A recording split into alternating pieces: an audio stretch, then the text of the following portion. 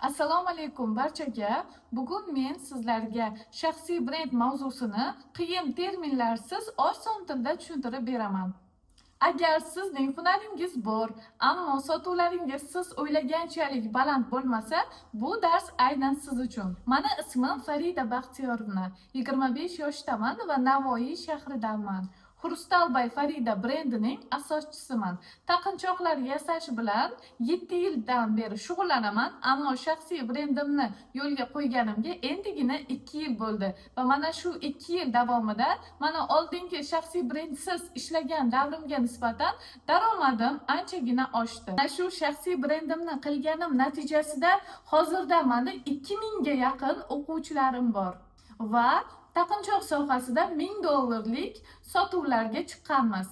Har bitta yo'nalishda o'zimning yordamchilarim bor. Masalan, kurslarda qabul yo'nalishida, sotish va yasash yo'nalishida ham hattoki. Sababi meni 2 nafar farzandim bor va ular hali kichkina.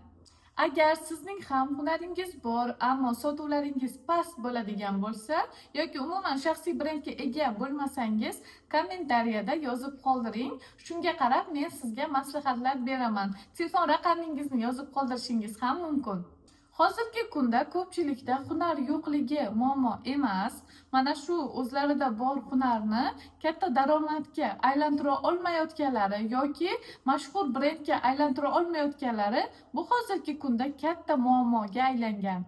Hunaringizni brendga aylantira olmaslik bu sizning qiymatingizni yana ham pasaytiradi, qo'l ishlaringizni qimmatga sota olmaslik natijasiga olib keladi va odamlar sizga juda ham qimmat ekan, arzon qilmaysizmi degan gaplarni aytishadi. Keling endi darsning asosiy qismiga o'tamiz. O'zi shaxsiy brend nima? Shaxsiy brend bu odamlar siz yo'q paytingizda ham sizni bilishlari, sizni eslashlari va sizni kim sifatida tanib qolishlari. Shaxsiy brend qilish orqali siz shunchaki taqinchoq emas, uning qiymatini, qo'l mehnatingizni, ketgan vaqtini va qo'l ishining qadrini sotasiz. Agar atrofga nazar solsak, hunari bor odamlar juda ham ko'p. Ammo shaxsiy brendiga ega bo'lgan hunarmandlar juda ham oz. Demak, sizda hozir juda ham katta imkoniyat bor. O'zingizni, hunaringizni shaxsiy brendga aylantirib, sotuvlaringizni yaxshilab oshirib olishingiz mumkin. Keling endi sizlar bilan bir savolga javob topamiz. Nega o'zi shaxsiy brend kerak? Birinchidan, agar sizda shaxsiy brendingiz bo'lsa, siz narxni tushirishga hojat qolmaydi. Masalan, deylik, oddiy do'konga kirsangiz, narxni tushirib bering desangiz, sizga tushirib berishadi, to'g'rimi? Ammo butiklarga, o'zini shaxsiy brendiga ega bo'lgan do'konlarga kirganingizda esa, siz narxni tushirish haqida o'ylamaysiz ham. Chunki u yerdagi brend narxni oqlab beradi. U yerda yaratilgan sharoitlar, ikkinchidan bu brendingiz bo'lishi, bu charchamaslik hisoblanadi. Sizni mijozlar tanib qoladi va aynan taqinchoq deganda, kimgadir taqinchoq kerak bo'lgan payti sizni eslashadi. Ya'ni bu sizni charchatmaydi. Bu degani siz mijozlarni quvib yurmaysiz. Siz mijozlarni chaqirasiz, brendingiz orqali yodida qolasiz va sotuvlaringiz oshadi. Uchinchidan, mahsulotingizga ishonch paydo bo'ladi. Siz o'zingizni, mijozlaringizni fikrini doimiy qo'yib borganingiz sababli sizni brendingizga ishonishadi va sifatiga o'zingiz kafolat bera olganingiz uchun ham yana sizdan xarid qilishadi. Siz tushunishingiz uchun oddiy tilda tushuntirib beraman. Do'konga kirdingiz, qaysidir shirinlikni oldingiz.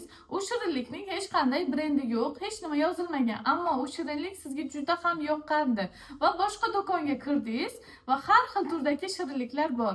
Ammo o'sha shirinlikni topish uchun sizda uning nomi yo'q va aynan o'sha ekanligini siz bila olmaysiz.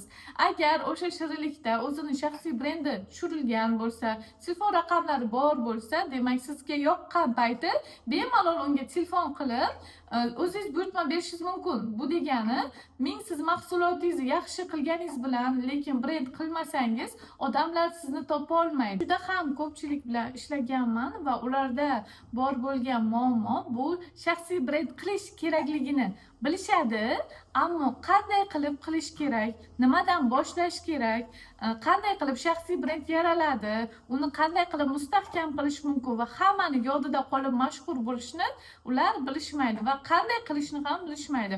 Aynan mana shu uchun men o'zimni daftarimni tuzdim. Bu daftarni nomi mening shaxsiy brendim daftari.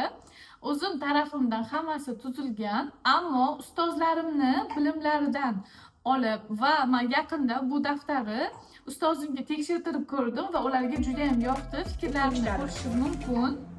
Juda ham zo'r ekan sotuv post formulasi. Bu daftarda menimcha Instagramda noldan boshlab o'zimni shaxsiy brendimni rivojlantirish, undan tashqari Telegram bo'yicha ham darslik bor ekan. Birinchi bo'limda men kimman bo'limi. Bu bo'limda siz o'zingizni shaxsiyatingizni ochasiz. Bu sizga yordam beradi. Juda ham ko'p narsalarni shaxsiy brendingizni yaratishda. Auditoriyangizni aniqlaysiz. Agar siz kimga sotishingiz kerakligini, nima uchun ular sizdan xarid qilishini aniqlab olmasangiz, hech kim sizdan xarid qilmaydi.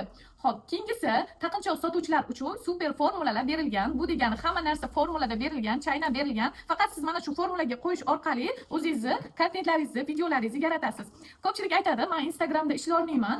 Imkoni bormi Telegramda ham ishlashni? Menga ruxsat bermaydi deb ko'pchilik aytgani uchun men bu daftarga nafaqat Instagram, balki Telegramni ham formulalarni qo'yganman. Telegram kanalda qanday qilib sotish, ularni qanday qilib ushlab qolish va qanday qilib ko'paytirishni video darslikda o'rganasiz va mana bu daftarda formulalari berilgan. Va eng qiziq qismiga o'tamiz. Juda ham zo'r tushundik, ammo g'oya yo'q, ideya yo'q, nima video qilishni bilmayman, kanalimda nima deb gapirib chiqishni bilmayman deganlar uchun mana shunaqa 30 ta videolar uchun 30 ta g'oya, tayyor g'oyani sizlarga berganman.